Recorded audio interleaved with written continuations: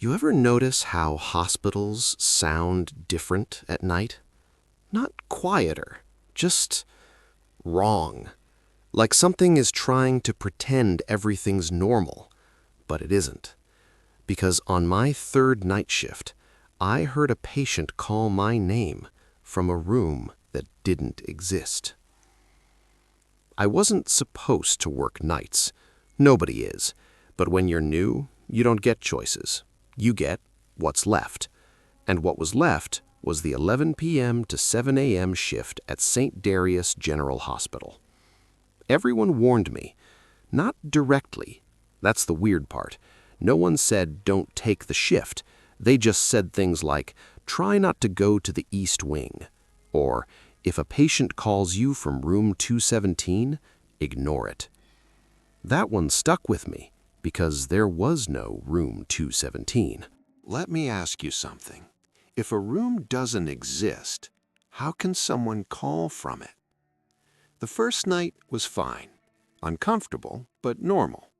Hospitals at night feel like they're holding their breath, machines humming, distant footsteps, the occasional cough echoing too far. I did my rounds, checked vitals, updated charts. Nothing unusual, except one thing. Every clock in the East Wing was exactly 6 minutes behind. Not broken, not random, exactly 6 minutes. The second night, that's when things started. At 2:13 a.m., the phone at the nurse's station rang. Not unusual, but the caller ID said room 217. I stared at it, let it ring 5 times, 6, 7. Then it stopped. No voicemail, no follow-up, just silence. I laughed it off. Glitch, old system, bad wiring, right? Pattern interrupt. But then explain this.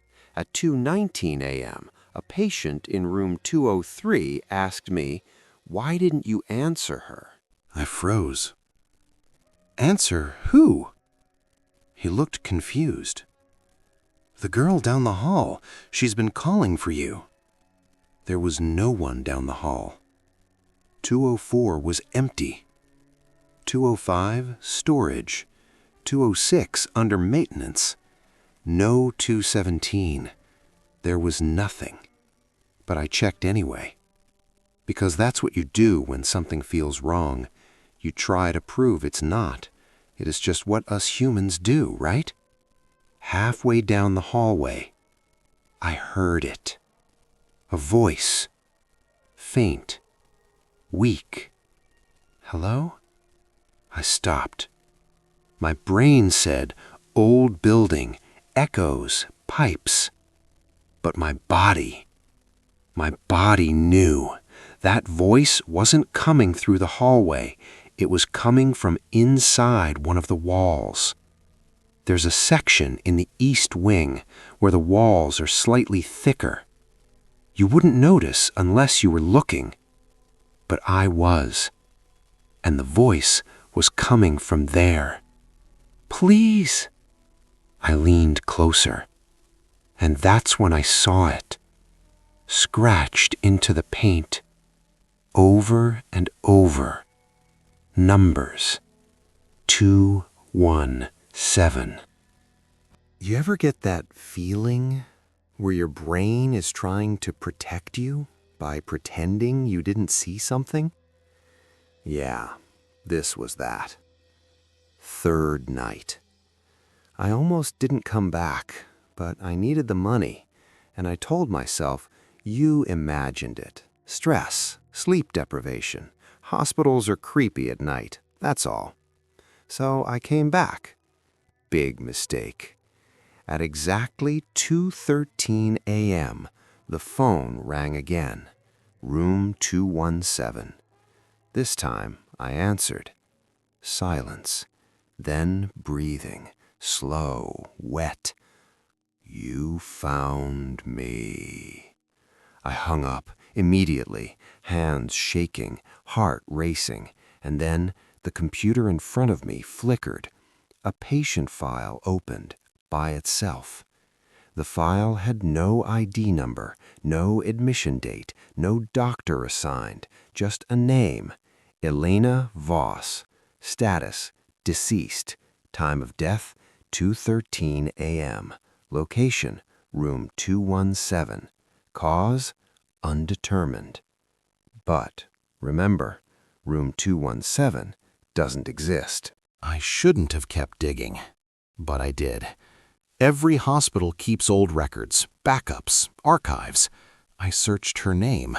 One result, a security recording dated 7 years ago. It showed the East Wing, same hallway, same walls, but different layout. There was a room 217, though, at the exact spot where the wall is now. The camera angle faced the door, and at 2:13 a.m., the door opened, but no one walked out. Instead, something moved inside, like the shadows were shifting. Then a nurse appeared on screen, walking toward the room. She hesitated, knocked, no response. She opened the door, and that's when the footage glitched.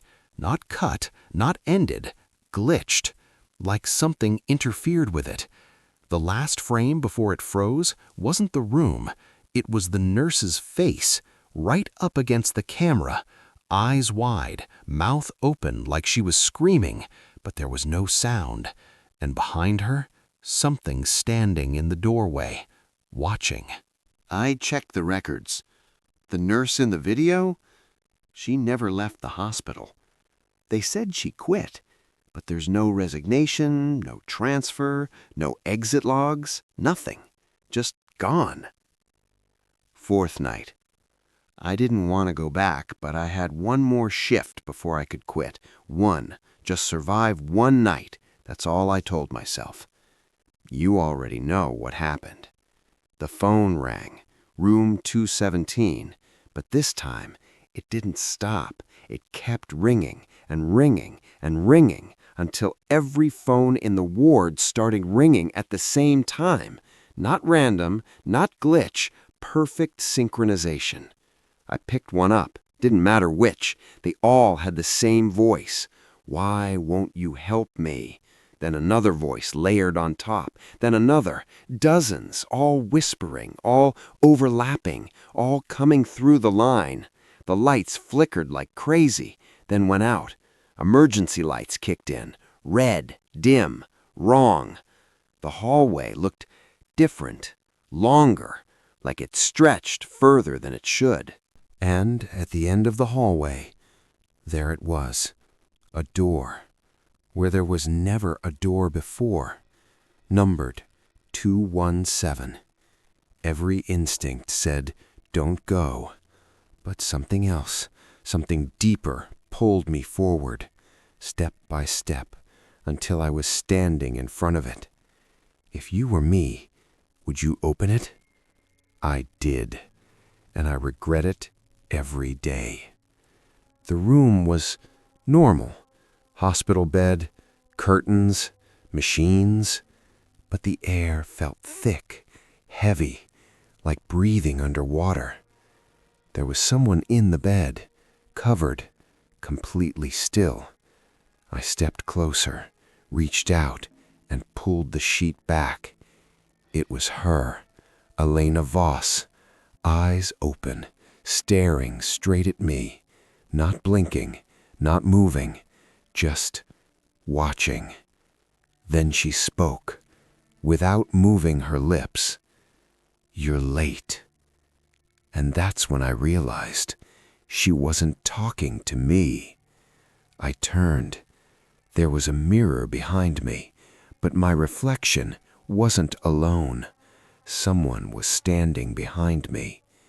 It was the nurse from the footage, face distorted, eyes hollow, mouth stretched too wide, and she whispered, "You're replacing me." I should have walked away. Instead, after that fourth shift, I went into records. Paper records, old ones nobody digitized, buried in basement storage. And I found room 217. it used to exist. 7 years ago, a patient died there during a night shift. Young woman, Elena Voss. Official cause, cardiac arrest. But clipped to the report was an incident statement, unsigned.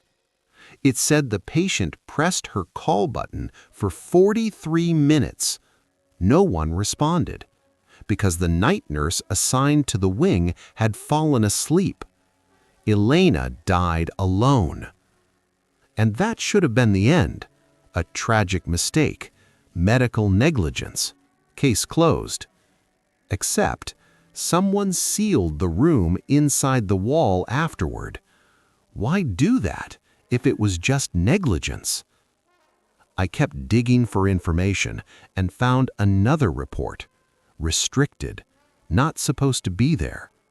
The nurse who ignored Elena was found dead 3 weeks later, in the hospital basement.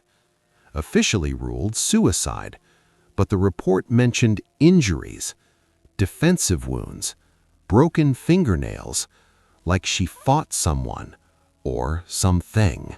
The room was abandoned. Dust everywhere. Old equipment. Rotting mattress. But on the wall beside the bed, scratched into the paint, hundreds of times. Not help me, not some ghost cliché, just names. Staff names, nurses, orderlies, doctors, and everyone matched employees who either quit suddenly or died. I took photos, went to police. They said the room doesn't exist. Hospital said I was a disgruntled former employee. My photos? Corrupted. Every single one. And 2 days later, the East Wing burned. Electrical fire. That's what the news said. That whole section demolished. Gone forever. Problem solved, right? That's what I thought, until last month. A woman messaged me online, said she works nights at the new hospital built on that site. She asked if I used to work there. I asked why. She sent one sentence.